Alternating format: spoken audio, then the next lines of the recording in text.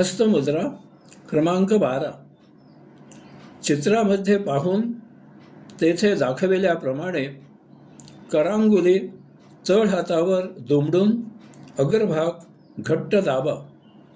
उरलेल्या 3 बोटांचा अग्रभाग आणि अंगठ्याचा अग्रभाग एकमेकावर घट्ट दाबा. क्रिया दोन्ही हातांनी करायची आहे. सप्तचक्रावर महामंत्राचा जप करा.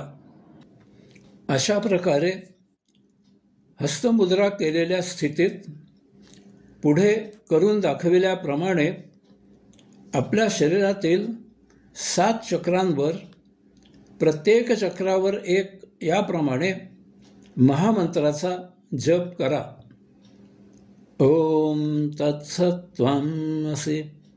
ओम तत्सत्त्वमसि.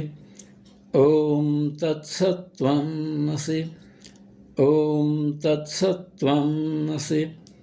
ओम तत्सत्त्वमसि. ओम तत्सत्त्वमसि.